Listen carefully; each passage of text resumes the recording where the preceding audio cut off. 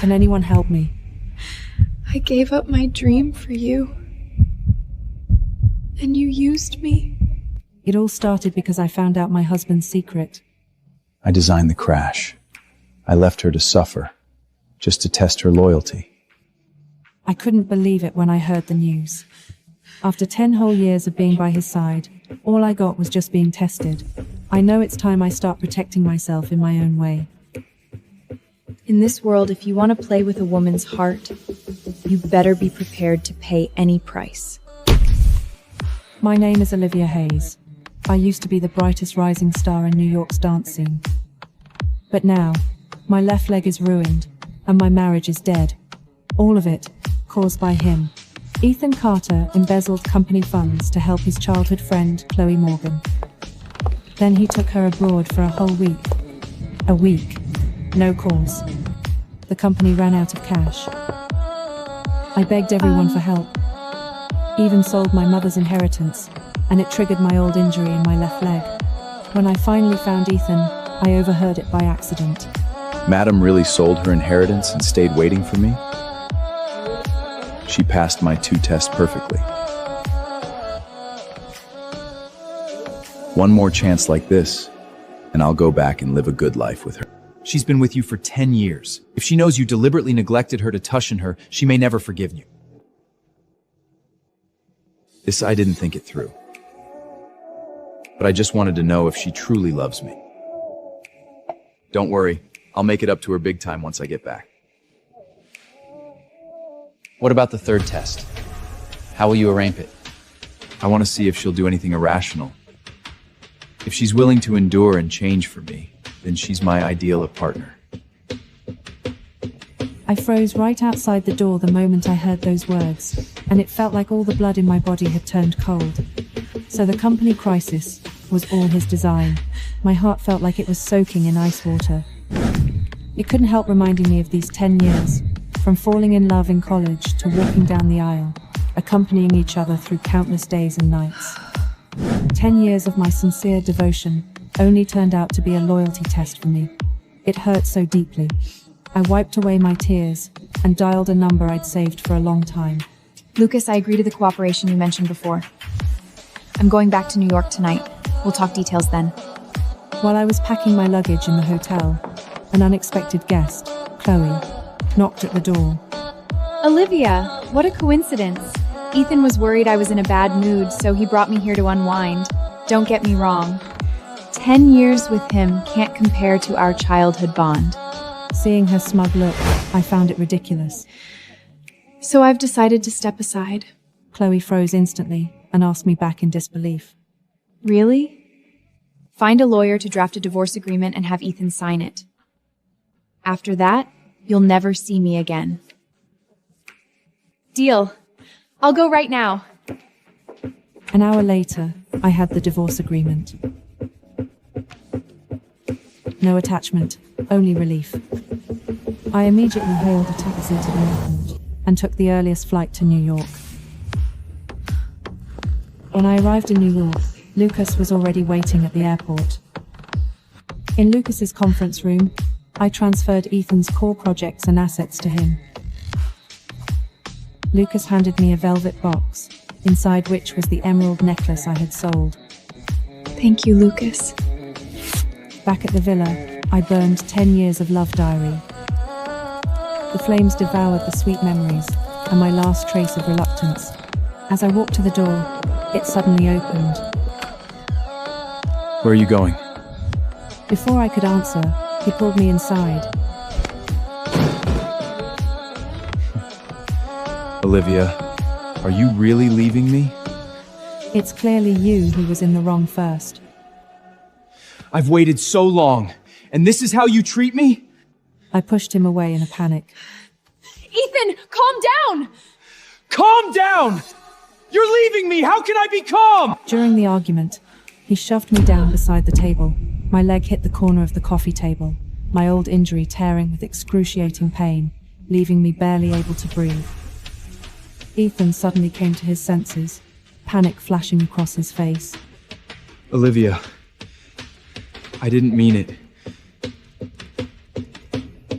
Don't touch me. I pushed him away with all my might. My vision went dark, and I lost consciousness. When I woke up again, the doctor broke the news to me, which was unbearable to accept. Secondary ligament tear. You can't do high-intensity dance training anymore. What? Ethan Carter stood by the bed, his head hung low, his voice hoarse. I'm sorry, Olivia. I didn't mean to hurt you. Please don't hate me, okay? I turned my head and looked out the window, unwilling to face his guilty expression. It's already too late. Don't worry, I'll take care of you. The company isn't really in trouble. What assets are enough for us to live, Hall? He has no idea yet. The company's core project has already changed hands. Ethan, you head back first. I need to talk to Sister Olivia. Ethan Carter hesitated for a moment, patted her hand, and turned to leave. The instant the door closed, the tenderness on Chloe Morgan's face faded away completely. The divorce agreement. Ethan has signed it. It's time for you to keep your promise. I didn't hesitate. I signed my name on the other line. From now on, strangers. You think it's over just because you signed? Olivia, you had him for 10 years. How could I let you off so easily? She leaned close to my ear, her voice low, laced with poisonous hatred. What exactly does she want to do? I had absolutely no clue what Chloe was up to, and fear crept over me. Chloe clapped her hands, and a burly orderly stepped in at once. My sight slowly blurred into darkness, while a triumphant smirk spread across Chloe's face. When I regained consciousness, I found myself in a strange room. The room was neat, like an apartment bedroom. My hands were tied behind my back with soft cloth, not tight. You're awake? How are you feeling? Where is this? How did I... It was Chloe who had you taken. I've been watching her. I noticed she contacted suspicious people and followed them here. Just in time. Where is Ethan? He's still at the hospital, probably thinking you were transferred. Chloe went too far this time. I've called the police. They'll handle it. I nodded, but Jack still crept in. Chloe wouldn't let it go. I took a sip of water. The warmth slightly relaxed my tense nerves. Thank you. I owe you again. Friends don't say that. You rest first. I'll handle things outside. I never imagined that the one who saved me in the end was this high school classmate I hadn't seen in years. Things were handled quickly. Chloe was taken away by the police for investigation. Ethan was devastated when he learned the truth. And I, under Lucas's arrangement, quietly flew to a quiet coastal town overseas. There was a rehabilitation center he co-owned, peaceful and suitable for recovery. My left leg needed systematic rehab, and my mental exhaustion needed time to heal. It's safe here. You can stay with peace of mind. Lucas, why are you helping me so much? Senior year, what I said on the playground, I meant it. But that's all in the past. Now, I just want to help a friend, to see her get better. His tone was calm, without any pressure. The awkwardness and burden in my heart quietly dissipated. Yes, friends. I nodded and looked into his sincere eyes. Sunlight streamed through the railings, and the sea breeze carried a salty, damp breath. Life at the rehabilitation center was peaceful. Every day, doctors guided my rehab, and nutritionists prepared my meals. He never asked about my past with Ethan or brought up any painful topics. When Lucas was free, he would come, push me along the beach, and chat about trivial things. Just quietly staying by my side. When I stared blankly at the scar on my leg, he handed me a peeled orange. When the rehab pain was unbearable, he distracted me with embarrassing stories from high school. On the morning of my birthday, I woke up to find a fresh bunch of Lysianthus flowers on the bedside table. Next to it was a handwritten card. No grand confession, no pressure, just the right amount of care. A corner of my heart gently loosened. In the afternoon, Lucas pushed me to the garden to soak up the sun. We were chatting about the new pianist at the center. A figure suddenly came into sight. Ethan Carter stood at the garden entrance, walking straight toward us and staring at us fixedly. You're still alive! Why didn't you tell me? And why are you with him? Ethan, you are not welcome here. Olivia needs rest. I'm talking to my wife. It's none of your business! You are already divorced. Legally, you have no relationship. I didn't agree! That doesn't count! Olivia, come back with me. Let's talk. I know I was wrong. I shouldn't have tested you like that. I regret it.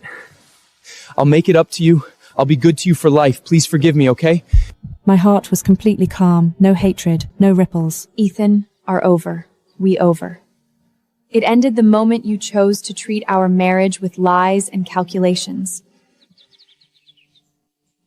I don't hate you, but I won't look back either. No. You can't do this. I'm a bastard. I was wrong. You can hit me, yell at me, just don't abandon me. Ethan, wake up! Lucas frowned and stepped forward to stop his self-harming behavior. As they struggled, Ethan grew even more agitated. He pushed Lucas away abruptly and lunged at me again. I calmly pressed the emergency call bell beside the wheelchair. Orderlies and security guards arrived soon. Please leave, sir. Do not disturb the patient's rest. Olivia, I won't give up. I will make you accept me again. Ethan was dragged away by guards and orderlies, struggling unwillingly, his eyes fixed firmly on me all the while. Lucas Bennett smoothed his slightly crumpled sleeves, walked back to me and knelt down to ask me, Are you okay? I'm fine. Just very tired. Ethan tried to come several more times, but was stopped by the security. Ethan said he would take tonight's flight back home and reply to me before takeoff. He would come back right away. I looked at that message and calmly pressed delete. No attachment, only relief. His name was on the emergency landing list. I paused, feeling barely any emotion in my heart. It was like a feather drifting down softly, then floating away with the wind. Lucas Bennett walked over with a fruit platter and sat down in the rattan chair beside me. The physio's coming this afternoon. Want to try the new exercise routine? Okay. The sunlight is beautiful today. The waves were steady. The leg was still healing. The road ahead might still hold challenges. But I knew. The coldest storm had passed. I was no one's accessory anymore. I no longer needed to prove my love to anyone. I was just Olivia Hayes, someone learning to stand again. The days at the sanatorium were steady. Under the physiotherapist's guidance, my left leg slowly improved. Lucas was busy with his company, but still flew down every week. This time, though, something in his face had shifted. The future stretched out ahead, and there was something he wasn't telling me. Lucas never overstepped. He kept the care and boundaries of a friend, sometimes new books, sometimes just a bouquet from the local market.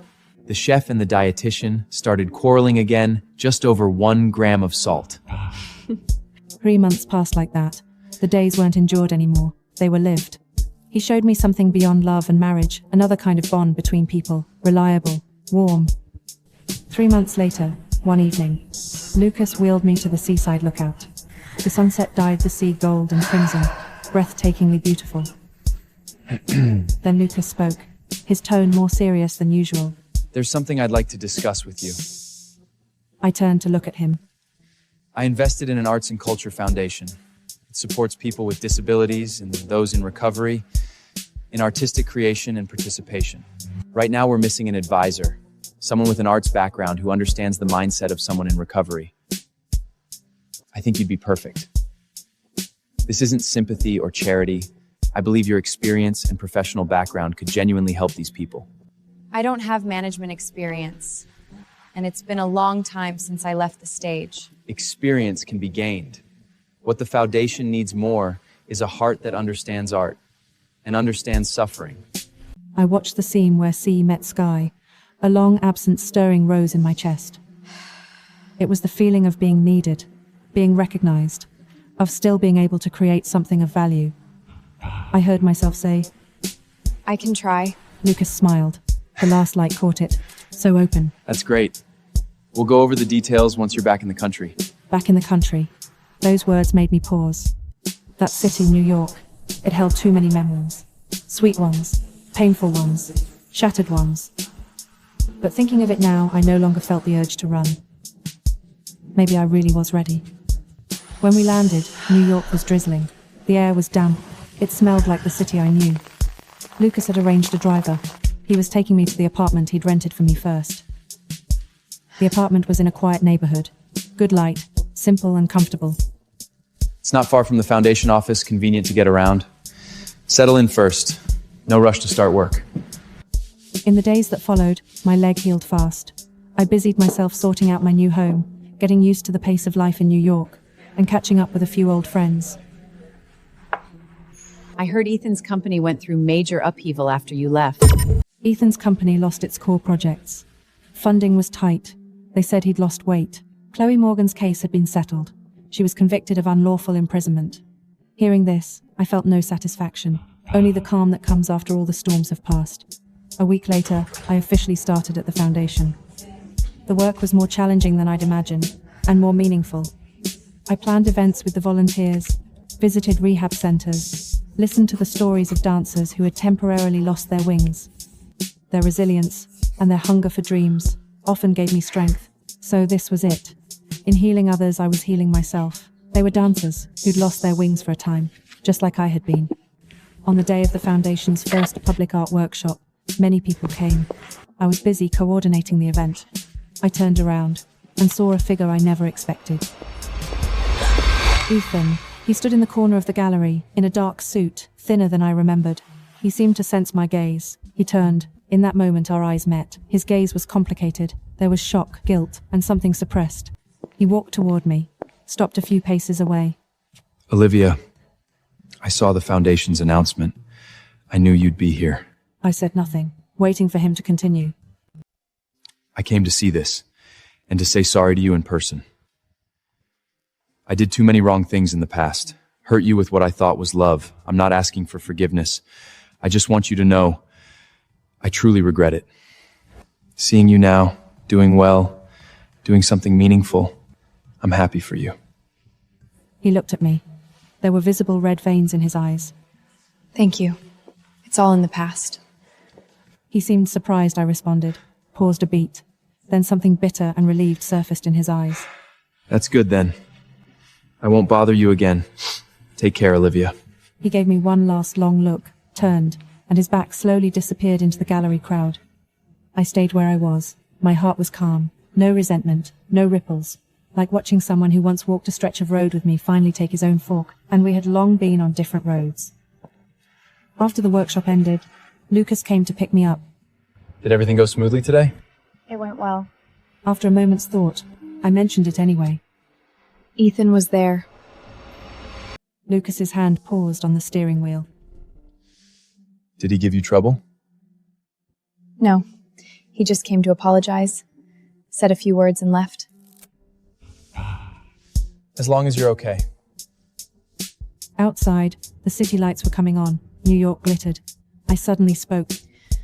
Lucas, thank you for everything. Why bring this up all of a sudden? Just thinking how lucky I am to have you as a friend. Lucas's Adam's apple rolled slowly the moment he heard the word friend.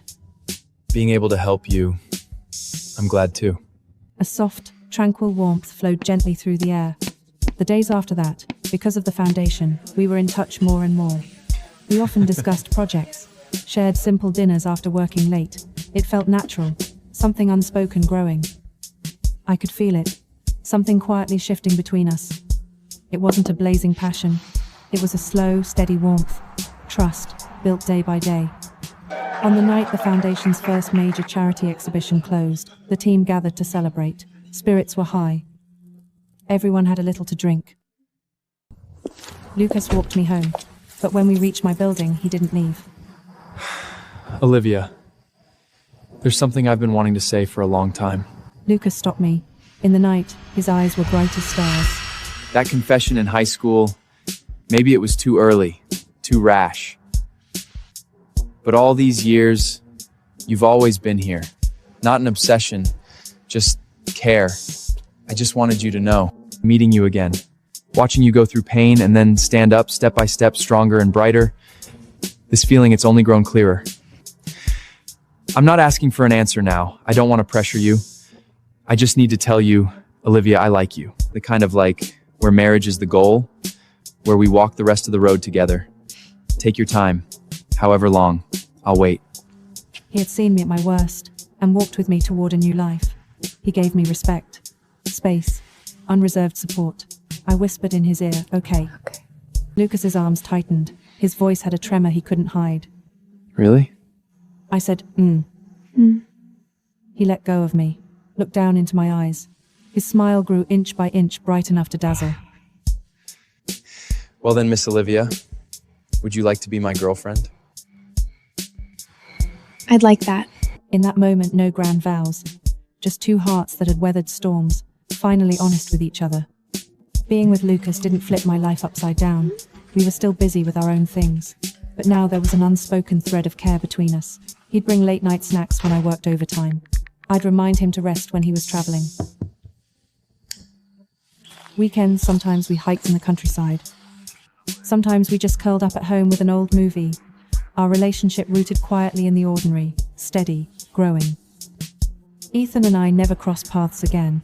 Some wounds need no forced exposure or mending. Time will shape them into what they are meant to be. What mattered was this: I was no longer a prisoner of the past. Those old wounds and tears, they had become depth, strength. It let me look at the world and myself with gentler, steadier eyes. One deep autumn weekend, Lucas took me to his parents' house for dinner. This must be Olivia. Come in, it's chilly out.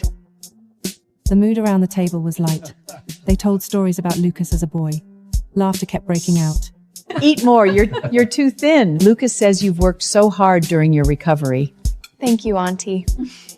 Olivia, come back often.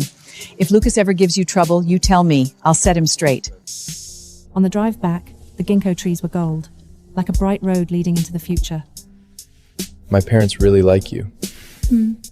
I like them too.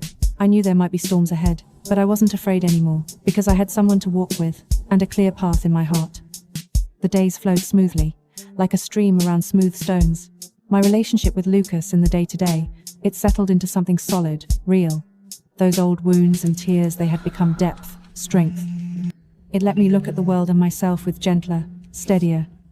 Time gives them the shape they're meant to have. Some wounds don't need to be picked at or plastered over. Dance isn't just movement. It's rhythm and vibration. We can transmit beats through the floor, let them feel the music. The foundation's work was on track. We were planning our next project, a special workshop for deaf children, blending painting and dance. That's a great idea. Whatever resources you need, just say the word. It's enough for now, but we might need to reach out to some special ed schools and dance studios. You have more connections in education. Could you help bridge that? Of course. Leave it to me. We walked out of the conference room together. Dusk was falling outside. Lucas took my bag without asking. What do you feel like for dinner? A bit tired. Something simple. He said, let's go home and cook noodles. The word home came out of his mouth so naturally. We were going back to my rental apartment. Lucas owned several properties in New York, but he seemed to prefer it here, small, warm. In the kitchen, he put on an apron and boiled water for noodles. I leaned against the doorframe, watching. Steam rose, blurring the sharp lines of his profile, softening him with the warmth of the kitchen. Next weekend is my parents' wedding-versary, small family gathering. They specifically asked me to ask you, would you be free to come? He checked his phone message and then told me. I'm free. Anything I should prepare? Just come over, that's all. My mom's been talking about it for days, wanting to learn how to make the meatloaf you praised last time. Okay, I'll teach her. I took a whiff, and the noodles smelled amazing. I never imagined Lucas could even cook Chinese food. We sat across from each other at the small table, eating quietly. Neon lights flickered outside the window. Inside, one warm lamp. This piece worth more than any grandeur. Olivia, don't worry. I'll wash the cleanest dishes in the world, pure and white, just like our hearts towards each other. Lucas, you're absolutely adorable. 3 days before the anniversary party, I got a call from an unknown number, New York area code. Hello? Miss Olivia Hayes, apologies for the cold call. I'm Evelyn Clark, head of the Emerging Artist Support Initiative. The Emerging Artist Support Initiative. They wanted to meet. Miss Clark, hello? May I ask what this is about? She spoke of a series on resilience and artistic rebirth, exhibitions, publications. Could you elaborate? What exactly would I be doing? She said mainly writing, articles on art and trauma recovery, personal growth, some small salons, sharing. She said everything would respect my wishes, subject to my approval. I'll need some time to think it over and to look at the detailed proposal. Looking forward to your reply. Okay. She said of course. The materials would be emailed. She looked forward to my response. After hanging up, I stood there, distracted. The materials had arrived. I opened my inbox and skimmed through. The Emerging Artists Support Initiative. I knew that name. Years ago, when I was still on stage, this initiative had supported several choreographers who later became renowned. I thought for a moment, then sent Lucas a message and briefly told him about it. Lucas Bennett texted me back right away, telling me to go to his apartment to find him. This initiative carried weight in the art world. The people invited were usually artists or critics of stature of unique value. Inviting me, was it because of my past in dance, or the foundation work I did now? Probably both. I headed straight to find Lucas. Some things just can't be explained over text. When I got to Lucas's building, I sent him a message and then went straight upstairs. After Lucas opened the door for me, he invited me to take a seat on the sofa. He didn't rush to ask questions. He simply pushed a glass of water toward me and handed me a document. After I read it carefully, They invited me most likely for the storyline, a dancer whose wings were broken who turned to public service. I'm not against sharing, but I'm a little worried. I just don't want to be defined by it. What I'm worried about is they might just want the tragic heroine label, a story to be consumed, to be pitied, not the real me. I'm afraid my experience will be simplified into a touching narrative arc, and I'll get lost inside it. Worried about being reduced to your scars? Or about the narrative slipping out of your hands? he didn't rush to comfort me with empty words. My advice? You can engage, but only on your terms. Clear boundaries, full control. For example, the article should be written by you, or at the very least, you have final revision and approval. Okay. For sharing sessions, you choose which topics to address. The questions you don't want to answer, simply don't answer them. The premise of Cooperate is mutual respect. They accept your term means they genuinely want to create something meaningful. If not, let it go. Nothing lost. His words cut through the fog of my anxiety. You're right. I'll set up a deeper conversation with them first, on my own. Need me to come with you? Not this time. I want to try on my own first. All right. Remember, anytime you need me, I'll be there. The weekend arrived quickly. Olivia, come here and sit next to me. I specially ordered your favorite vanilla cream baked cod. Mr. and Mrs. Bennett's anniversary gathering was held in a private room of a cozy restaurant. Family and close friends filled the space with warmth and laughter. Here, a red envelope for good luck. First time celebrating our anniversary with us? Take it. Thank you. Cheers.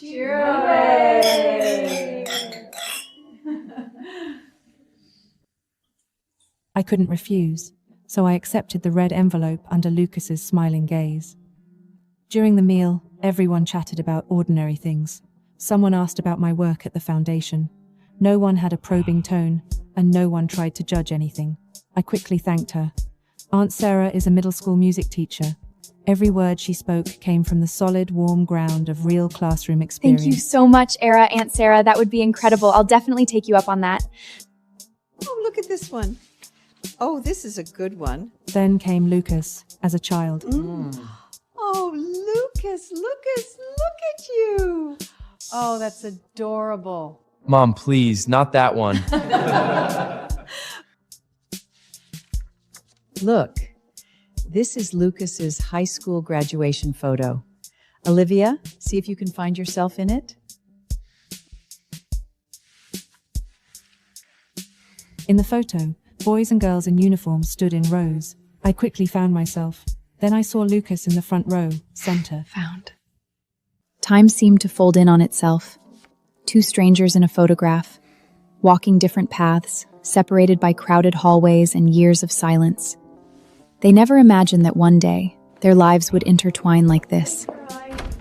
How was it today? My family talks a lot. Hope they didn't make you uncomfortable. No, not at all. Everyone was so kind. Truly, thank you, Lucas. Truly. For what? For letting me experience such a normal, warm family atmosphere. That means more to me than you know. There will be many more days like this. My home is your home too. That sentence was more moving than any straightforward words of love. I didn't answer, because my throat felt tight. Monday, I met with Miss Evelyn Clark from the Emerging Artists Support Project. We met at a quiet cafe. She brought a more detailed proposal. Beyond the articles and salon, it included a 3-month residency program with studio and material support. Then she put down the proposal and looked at me honestly. We can discuss everything together. We fully respect your wishes. All parts involving your personal story are subject to your final approval. As for the sharing salons, the topics and format are up to you. I need a couple of days to think about it. I also want to discuss it with my boyfriend. Of course, take your time. I'll look forward to your reply. In that smile, there was something I couldn't quite read, not politeness, but more like someone who had waited a long time and finally saw a seed breaking through the soil. Evening. I handed the proposal to The proposal Lucas. is solid, the terms are reasonable, and Evelyn Clark, she has a good reputation in the industry. People say she's reliable, doesn't cut corners. The real question is, what do you think? Do you want to do it? I leaned back on the sofa and curled my legs up. I kind of want to do it. Lucas didn't answer right away. Then let's do it. He just reached out and gently Together. tousled my hair. On your terms. It's not just about sharing my story. I think if I can use this platform to draw more attention to the possibilities between special needs groups and art, maybe I can gain more resources and support for the foundation for those children. Then do it. This is a great platform to make your voice heard, and you have full control over how you express yourself. Yue, you are no longer someone who can only express herself through physical performance. Your thoughts, your experiences, the work you're doing now, they are just as valuable. They deserve to be seen, they deserve to be heard. His words were like a reassurance, and also a key opening the door of hesitation in my heart.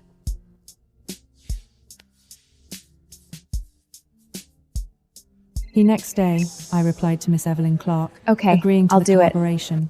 The project launched quickly. During the day, I was busy with the foundation's workshops. In the evenings, I found time to write articles, and occasionally had meetings with the project team, busy but fulfilling. Lucas was busy too. One of his company's overseas acquisition projects had reached a critical stage, and he often had to work through the night for meetings.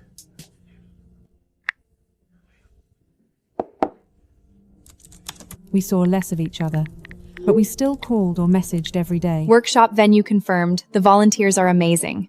The merger negotiations are progressing well, but the other party is being difficult. During the day, we each ran our own course. Late at night, we converged, exchanging a little warmth and sound, until that Friday night, when One River suddenly went silent. Ueja, something's wrong. Mr. Chi suddenly had severe stomach pain, cold sweat, pale face. He can barely stand. We're on the way to Central Hospital now. What happened? Is it serious? I'm coming right now. I grabbed my coat and bag and ran out the door. My heart dropped. Hey, It can was you that please feeling step of on it? falling from a great height. No cushion, no warning. When I arrived, Xiao Zhao was waiting anxiously outside the consultation room. UEJ, you're here. Mr. Chi is inside. They're running tests. The doctor thinks it might be acute gastric ulcer, possibly with bleeding. They're about to do an endoscopy to confirm. Bleeding? Still waiting for the results. I understand, thank you. I'll wait here. Didn't ask any more questions. I just sat on the plastic chair outside the consultation room, my hands clasped together, my fingernails digging into the backs of my hands. It's all my fault. I should have reminded Mr. Chu to eat on time and take medication. He's been under so much pressure lately and his tooth had been bothering him for a while, but he just brushed it off. Don't blame yourself. He's stubborn, you know that. Please go through the admission process first.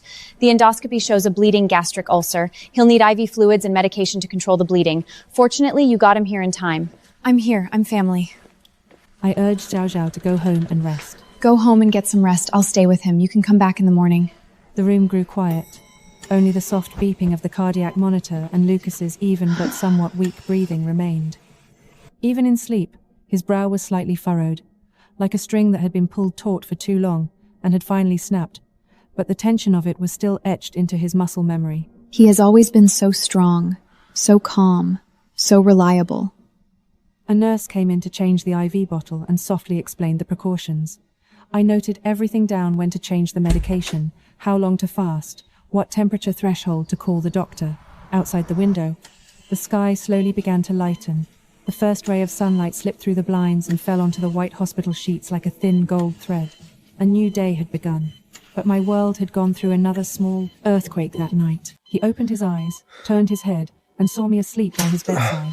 Don't move. How are you feeling? Does it still hurt? Much better. Why are you there? How long did I sleep? Not that long. The doctor said you have acute Waypreed ulcer. You need to Druvian Fritzy days. Xiao Zhao is handling the Gons to the mares. He told you rest and recover. Not that long.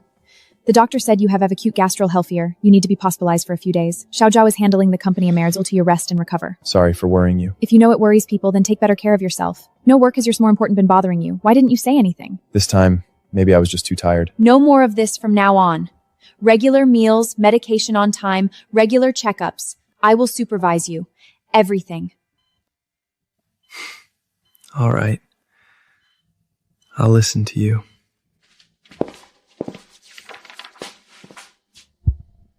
The condition is stable, but it requires strict dietary management and rest. He could So, only let's go handle through the company details. matters by phone and email. Zhao Zhao came by once a day for no more than half an hour, my rule. The rest of the time, he had to stay in his hospital room. The afternoon sun filled the hospital room with warmth. Lucas leaned back on the bed with his eyes closed, resting. I sat in the chair by the window, flipping through a magazine I'd borrowed from the nurses' station. In the days that followed, I started running between the hospital and the foundation. He leaned against the headboard reading reports, while I used my laptop to edit articles.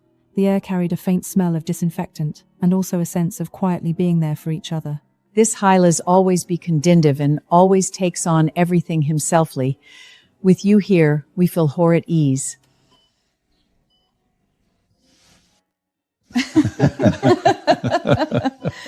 Learned how to cook some plain congee and side dishes and brought them over. But he took a bite, and his eyes lit up slightly. This is good. Way better than the hospital slob. Then eat more. Don't leave any leftovers. Still needs to rest and avoid strenuous activity.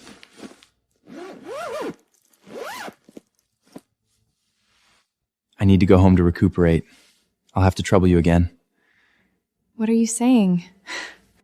A week later, Lucas was discharged to recover at home. Should I move to my place or yours? The apartment in the city center is closer to your foundation. Okay. The doctor's orders: rest more, don't overexert yourself. The fridge is empty. I'm going to buy groceries in a bit. You rest first. The porridge will be ready soon. You've been typing for 2 hours. Time for a break. Okay. And when I was buried in my writing, he would quietly bring me a cup of warm milk. He would lean back on the balcony lounger for a nap during the best afternoon sun. One weekend afternoon, we Olivia. both stayed home. After I'm fully recovered, let's take a vacation. Just the two of us. Somewhere not too far, a quiet seaside town. A few days. That sounds wonderful. I haven't relaxed in a long time either. It's a promise. Right then, my phone rang.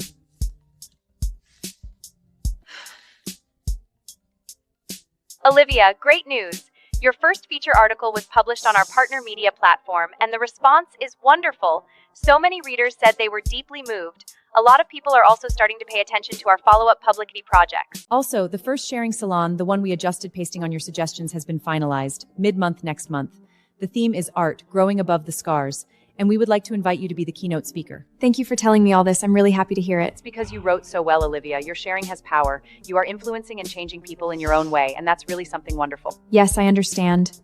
I'll think about it and get back to you.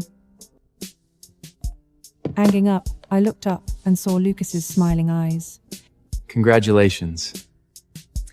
It's just the beginning. This is a very good start. You will go further, Olivia. I'm certain of it. I leaned into his embrace, listening to the steady beat of his heart. Outside the window, the sun was slowly setting, painting the sky a gentle orange pink. But at this moment, I was willing to believe that the path I was walking was the right one.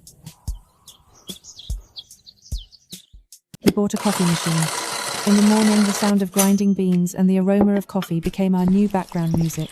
I added a few potted plants to the apartment balcony. He tried his hand at pour-over brewing. The insight here is sharp, but the examples might come across as too aggressive. Some listeners might put up their defensives.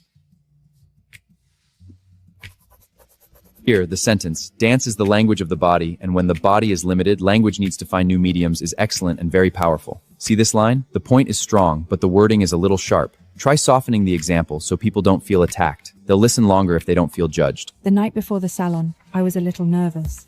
Lucas noticed. He didn't ask. He just made a cup of calming honey tea and placed it by my hand. I'll drive you tomorrow morning. Don't you have work? Afternoon meeting, morning is free. I'll be your designated driver and your own person in the audience. Okay. I smiled. That little bit of tension quietly dissolved. The salon was held in a museum's JT lecture hall. Just relax. Be yourself like we talked about. Everyone here came to listen, not to judge. I walked onto the stage and adjusted the microphone. The metal stand was a little cool, sending a slight shiver through my fingers when I touched it. I talk about dance, and also about painting and writing, about the healthy body, and also about the trapped soul, about loss, and more importantly, about how to recognize new possibilities in the ruins of loss. Scars may never disappear, but they can become the entry point for understanding others' pain and the unique texture for creating something new. Art does not promise to heal everything, but it offers a perspective so that we can see that above the scars, life is still growing, tenaciously, creatively. Only one young woman stood up, a little timidly. You mentioned transcendence. After everything you've been through, how did you truly let go, instead of just holding it in? I was silent for a few seconds. Not because I didn't know what to say, but because I needed to let the words come from the deepest place. I can't give you a standard answer. For me, it's probably not a single moment of letting go, but a process. During this process, there were setbacks, regressions, and corners I didn't want to face. But art, time, and the companionship of those around me gradually taught me to coexist with those experiences rather than forcibly forgetting them or pretending nothing happened. Letting go may not be the end. Moving forward with them is.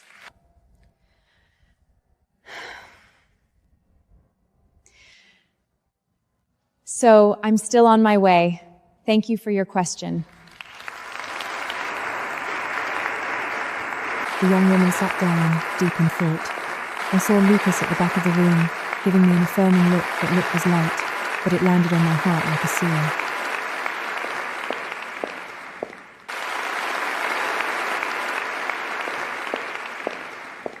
Olivia, the response excited expectations. We can deepen our collaboration moving forward. You spoke very well, especially your answer to that last question. It was honest and powerful. It wasn't as hard as I thought. You were always great.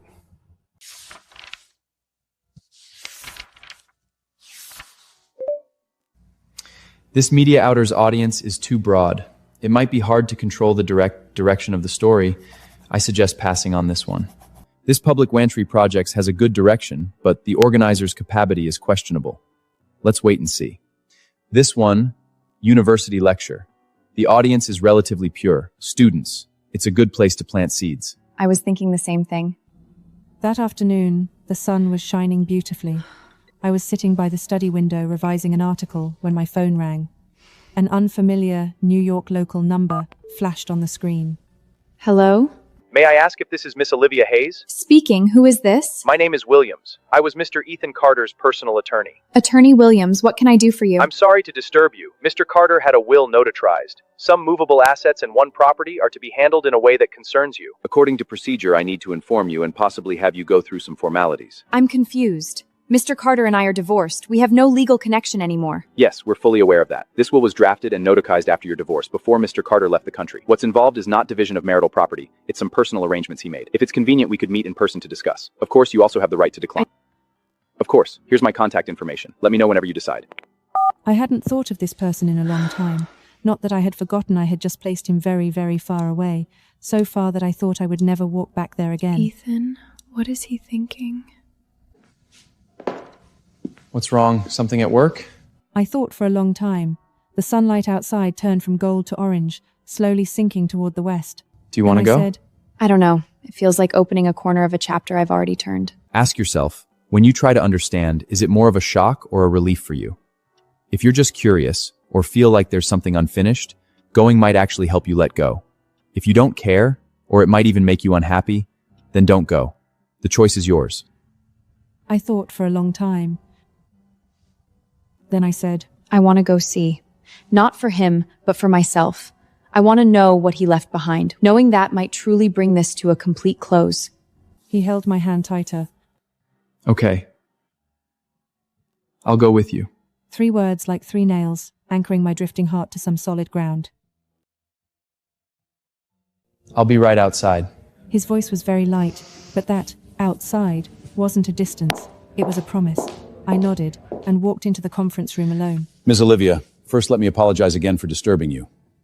This part of Mr. Carter's will is quite personal, so I had to communicate with you face to face. This is Mr. Carter's handwritten letter to you. And this is the gift deed for a small art studio at the foot of West Mountain in New York. There are some finished paintings and equipment. Mr. Carter specified that it's to be gifted to you. He said if you don't wish to keep it, you can sell it and use the proceeds for art-based projects that you find meaningful. When did he start painting? From what I understand, it was after you left. In his spare time, away from work. He hired a teacher, I believe, but rarely spoke of it. The studio was purchased last year. Very discreet. The title is clear. No debts, no disputes. If you accept, the transfer can be arranged at any time. If you decline, these assets will be handled according to other terms of the will. I'll read the letter first. As for the studio, I need time to think. Of course. I tore open the envelope. The sound of the craft paper ripping was especially loud. The moment I tore open the document envelope, the air in the conference room seemed to vanish. By the time I write instant. these words, I have already decided to board that plane.